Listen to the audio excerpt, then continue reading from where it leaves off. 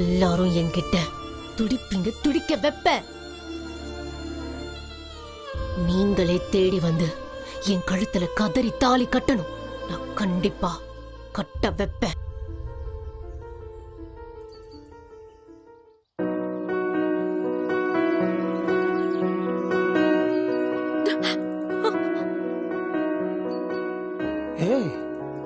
ஏன் இப்படி பயப்படுற? என்னாச்சு? ஒன்னும் இல்ல மாமா. உள்ளதாச்சு பொண்ணு பொசுக்கு பொசுக்குன்னு பயப்படக்கூடாது, புரியுதா? நீ என்ன யோசிக்கிறத சொல்லு. எனக்கு திரும்ப திரும்ப ஸ்வேதாக்கா பேசினது மட்டும்தான் ஞாபகத்துக்கு வருது மாமா. மனசுக்குள்ள ஏதோ இனம் புரியாத பயம் வந்துருச்சு மாமா. அவள ஒரு ஆளு பாரு, அவள ஒரு ஜென்மனும் மதிக்க கூட கூடாது. நல்லவங்க சாபம் விட்டா கூட பயப்படலாம். இவ கெட்டவளே கேடு கெட்டவ, இவ சாபம் வர விடுறாளா? வீடு அவ பேசினதெல்லாம் போய் நீ. அப்படி இல்ல முத்து மாமா. இங்க ஊருக்கு பரிகாரம் பண்ண வந்த இடத்துல அனுபவிக்க கூடாத விஷயத்தெல்லாம் அனுபவிச்சிட்டோம். இனிமேலும் இந்த மாதிரி கஷ்டம் நம்ம வாழ்க்கையில தொடரக்கூடாது முத்து மாமா. அதுக்காக தான் சொல்றேன். எதுக்கும் மாயக்காவை ஒரு தடவை பார்த்து ஆசீர்வாதம் வாங்கிட்டு நடந்த விவரத்தெல்லாம் சொல்லி அவங்க கிட்ட ஆலோசனை கேட்டுட்டு அதுக்கப்புறமா ஊருக்கு போலாம். ஐயோ, மறுபடியும் பரிகாரம் சொன்னா அப்புறம் இந்த ஊர்லயே இருக்க வேண்டியதா இருக்கும். ஓவர் பரிகாரமா இருக்கு, எனக்கே எரிச்சலா இருக்கு. அப்படி சொன்னா பண்ணி தானே ஆகணும் முத்து மாமா. சரி பண்ணிடுவோம். பரிகாரம் நம்மளுக்கு புதுசா வாரத்துக்கு 2 பரிகாரம் பண்றோம், இதையும் பண்ணிடுவோம் வா.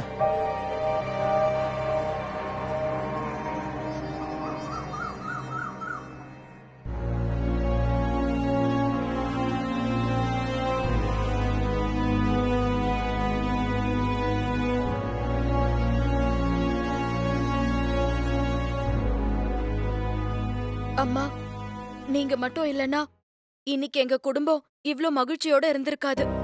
ருத்ரா, உத்ரா, என் வயித்துல இருக்கிற குழந்தைங்க, நான், இப்படி எங்க எல்லாரையுமே ஒட்டு மொத்தமா நீங்க தான் காப்பாத்திருக்கீங்க. அதுக்கு காலம் முழுக்க நான் நன்றி கடனா இருப்பேன். இந்த உயிர் உங்களுக்கு சொந்தமானது. பரவாயில்லையே, நான் சொன்ன பரிகாரத்தை புத்திசாலித்தனமா வெண்ணிலாவை வச்சே நிறைவேற்றிட்ட போல இருக்கு.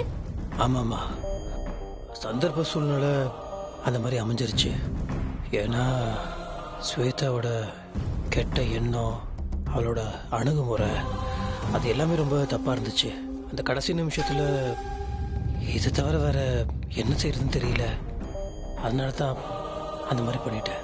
பரவாயில்லப்பா, நல்லதுதான். சில நேரங்கள்ல சில வார்த்தைகளை நான் ஏன் வாயால சொல்லக்கூடாது. அதுக்கான விஷயங்களை ஆண்டவே உன் மனசுலயே தோண வைப்பான்.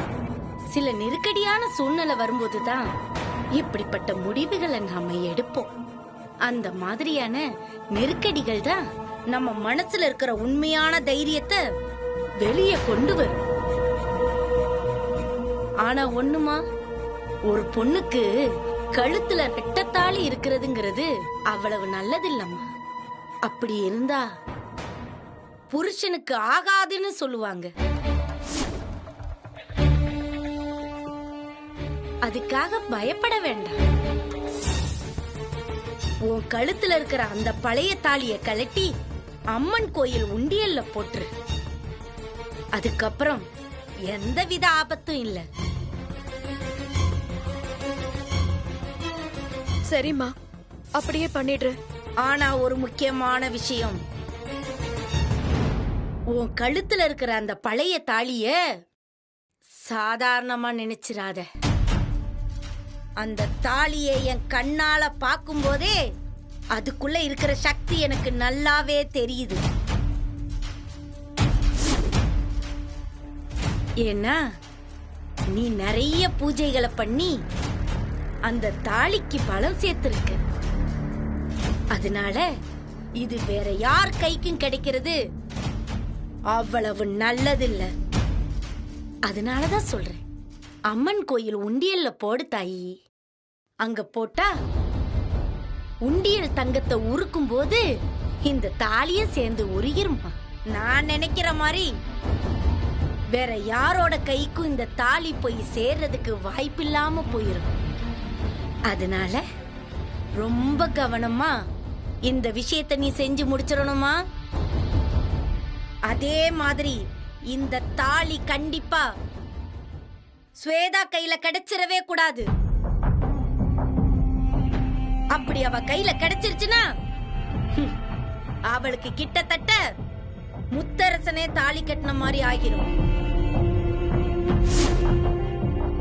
கூடுதல் கவனத்தை எடுத்து அம்மன் கோயில் உண்டியல்ல அத சேர்க்கறதுக்குரிய வழிய பாருமா. ஆமாமா, ஏற்கனவே எனக்கு மனசு கஷ்டம் தாங்க முடியல. அதனாலதான் உங்களை நேர்ல பாக்கணும்னு முடிவெடுத்து இங்க வந்தேன்.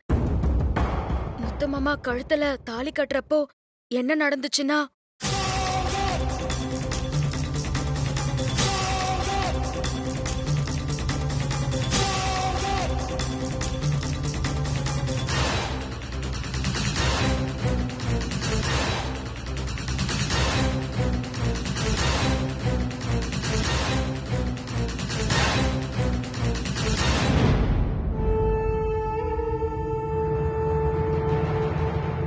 இது எல்லாமே நான் ஏற்கனவே எதிர்பார்த்ததுதான்.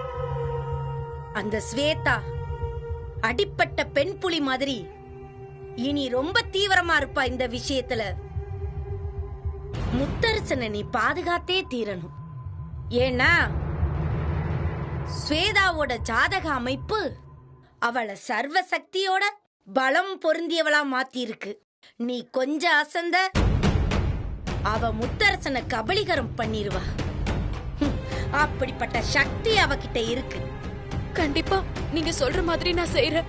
மறுபடியும் எச்சரிக்கிறேம்மா, உன் கழுத்துல இருக்கிற அந்த பழைய தாலி இதுக்கு முன்னாடி உன் வீட்டுக்காரரோட முதல் மனைவி சித்ரா கழுத்துல இருந்த தாலி. அது பல பூஜைகள் பண்ணி சக்தி ஏற்றப்பட்ட தாலி. இப்போ உன் கழுத்துக்கு வந்ததுக்கு அப்புறம் அதுக்கு இன்னும் சக்தி கூடிருச்சு.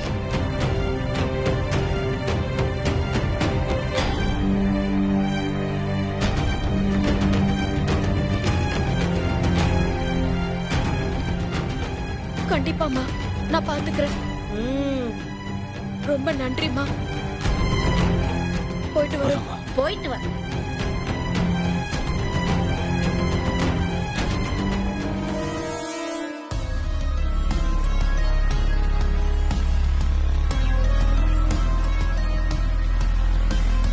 முத்து மாமா, நான் பயந்தது சரியா போயிடுச்சு பாத்தியா? அதுவும் என் பயத்துக்கு கண்டிப்பா காரணம் இருந்தது. அந்த அம்மா என்னெல்லாம் சொல்றாங்க பாத்தியா? அவங்க சொல்றதெல்லாம் நம்ம நல்லதுக்கு தான். அதான் ஒரு பரிகாரம் இருக்குன்னு சொல்லியிருக்காங்க இல்லையா? கஷ்டமா இருந்தாலும் தாலியை கோவில் உண்டியில போட்டுடலாம், அதுக்கப்புறம் எல்லாமே சரியாயிடும். நீ பயப்படாத. இல்ல முத்து மாமா, இந்த தாலி ஸ்வேதாக்கா கையில கிடைச்சா அவங்க உங்களை அபகரிச்சிருவாங்கன்னு அந்த அம்மா சொன்னாங்கல்ல. அப்படி மட்டும் ஏதாவது நடந்துட்டா அதுக்கப்புறம் நீ என்ன உயிரோடவே பார்க்க மாட்ட. ஏ லூசா, நீ தேவலாம் பேசிட்டு இருக்கிற. அதெல்லாம் ஒன்றும் நடக்காது. அவங்க சொன்னதை முதல் செய்வோம், அதுக்கப்புறம் எல்லாம் நல்லபடியாக நடக்கும். புரியுதா? வா.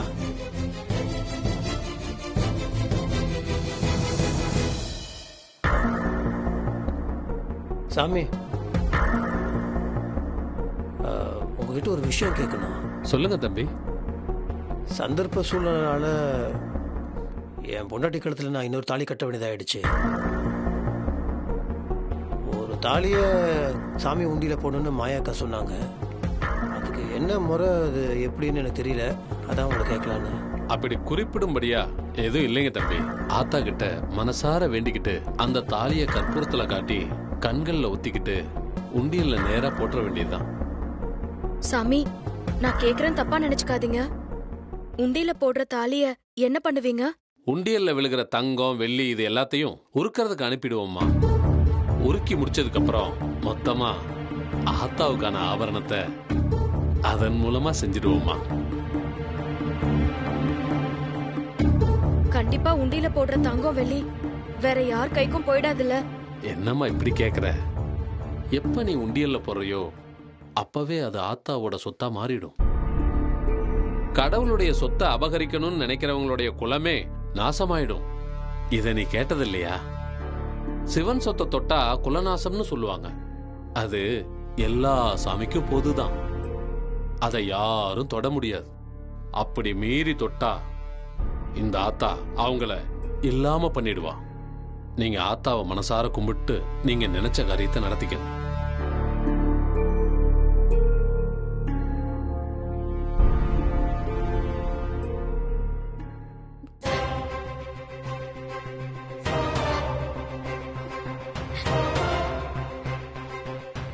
ரெட்டை தாலி என் கழுத்துல இருந்தா முத்து மாமாக்கு ஆகாதுன்னு சொல்றாங்க. அதுலயும் இந்த தாலி ஸ்வேதாக்கா கைக்கு போய் சேர்ந்துட்டா அவங்க முத்து மாமாவே கபலீகரம் பண்ணிடுவாங்கன்னு சொல்றாங்க. எனக்கு என்ன செய்யறதுன்னே தெரியல அத்தா. என் பயத்தை போக்கி நான் உண்டியில போடுற இந்த தாலிய உன்கிட்ட சேர்ற மாதிரி நீதான் பாத்துக்கணும். எந்த காரணத்துக்கு கொண்டும் என்ன கை விட்டுறாத. இந்த தாலி மட்டும் ஸ்வேதாக்கா கையில கிடைச்சது அவங்க முத்து மாமாக்கு மனைவின்னு உரிமை கொண்டாடிட்டு வந்துருவாங்க. அதனால எனக்கே நல்லது நடக்கிற மாதிரி பாத்துக்கோ அத்தா.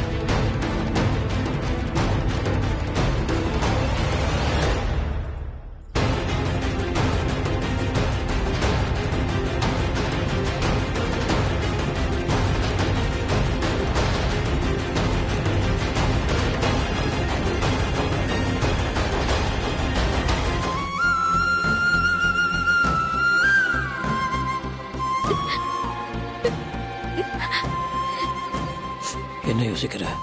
இல்ல முத்து மாமா, என் மனசுக்கு ஏதோ இது சரியா வரல. ஒரு மாதிரி பயமா தான் இருக்கு. நீ பயப்படாத. இந்த தாலி ஸ்வேதா கையில் கிடச்சிட்டுமா தானே பயப்படுற? அதெல்லாம் கிடைக்காது. சாமி மேலே பாரத்தை போட்டுட்டு உண்டியில் போட்டுரு. வேணும்னா இதுக்கு இன்னொரு வழி இருக்கு. வா, எங்க? நெகாசாரியரை பார்ப்போம். இந்த தாலியை கொடுத்து உருக்கி தங்கமாக்கி அப்புறம் உண்டியில் போட்டுருவோம். ஐயோ, அது மட்டும் வேணாம் முத்து மாமா. இது பரம்பரை தாலி. சித்ராக்கா கழுத்துல போட்டுட்டு இருந்தது. இப்ப வரைக்கும் நான் போட்டிருந்தது.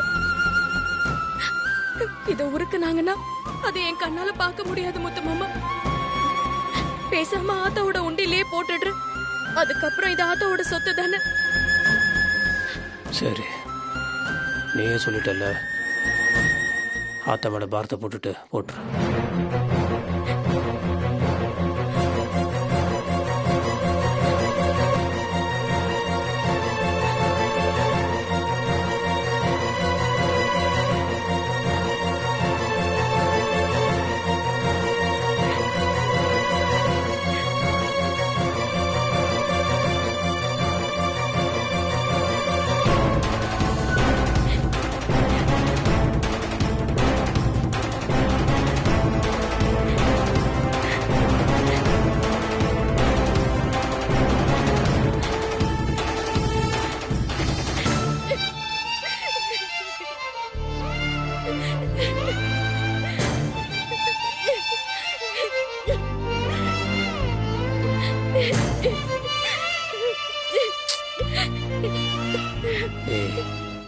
என்ன வெண்ணிலா?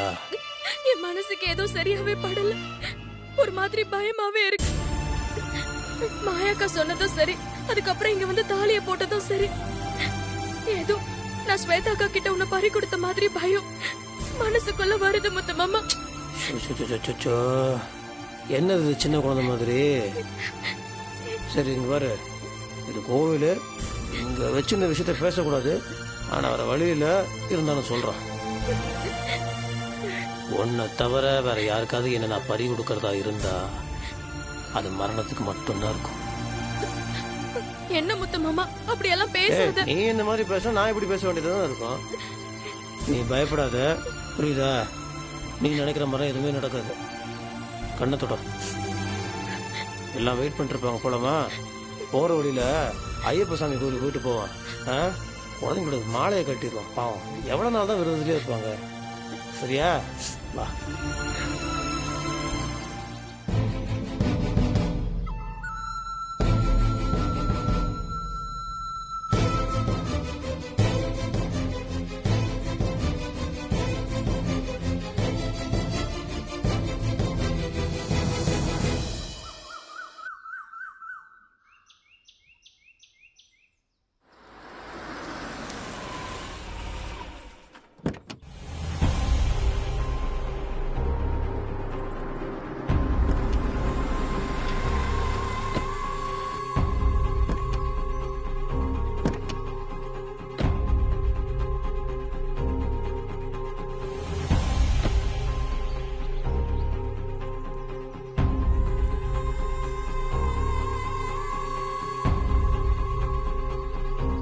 நில்லு.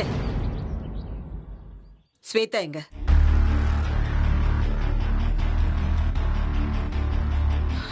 ஸ்வேதா எங்க? அவளுக்கும் உனக்கும் கல்யாணம் நடக்க போகுதுன்னு ஊரெல்லாம் சொல்லியாச்சு. நீயும் அவளும் மாலையை கழுத்தமா வந்து நிப்பீங்கன்னு பார்த்தா கடைசியில அவ இல்லாம வெண்ணிலாவை கூட்டிட்டு வந்து நிக்கிற.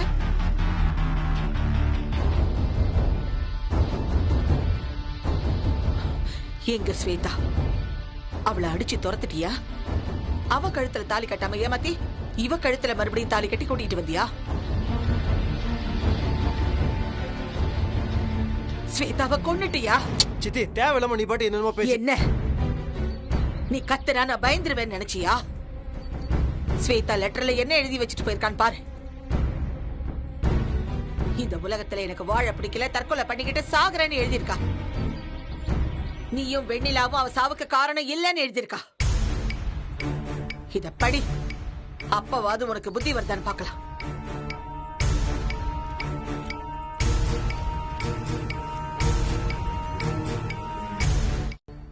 அன்புள்ள முத்தரசு மாமாவுக்கு ஸ்வேதா எழுதுவது.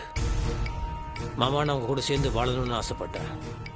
ஆனால் கடைசி வரைக்கும் அந்த கனவு நிறைவேறாமலே போயிடுச்சு. உங்களுக்கு மனைவியா வாழ முடியலன்னா கூட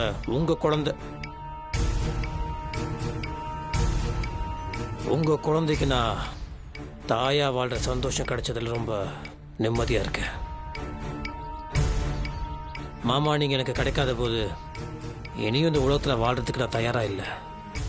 அதனால நானும் உங்க குழந்தையும் ஒரேடியா அந்த உலகத்தை விட்டே போறோம்.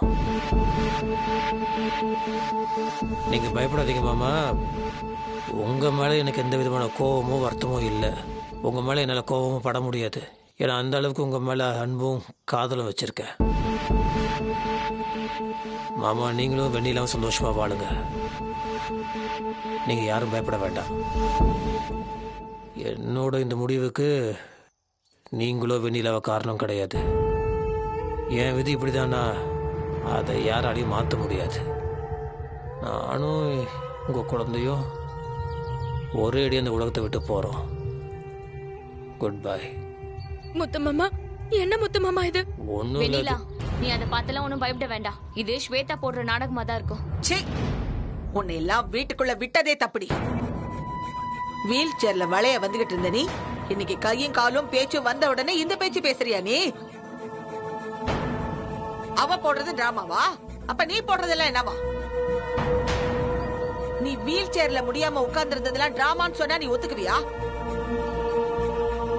வேறொருத்த கையால கழுத்துல தாலி ஏறிட கூடாதுன்னு தன்னைத்தானே கிளியா மாத்திக்கிட்டவாவ. அது நடிப்பா? கிருஷ்ண கட்டுற தாலி தன் கழுத்துல ஏறிட கூடாதுங்கிறதுக்காக விஷத்தை குடிச்சா அது நடிப்புங்கிறியா? அவ கர்ப்பத்தை பொய்ன்னு சொன்னீங்க. அதுக்கப்புறம் டாக்டர் வச்சு அதையே நிரூபிச்சா. அப்பவும் நம்பாம தானே தீ மிதிக்க சொன்னீங்க. ஊருக்கு நடுவுல தீய மிதிச்சு பாம்புக்கு பயப்படாம அதை திருப்பி அனுப்பினால ஊரறிய தாலி கட்டுறேன்னு சொல்லி வாக்கு கொடுத்துட்டு கடைசியில கட்டாம ஏமாத்துறது யாரு? நீங்களா இல்ல அவளா?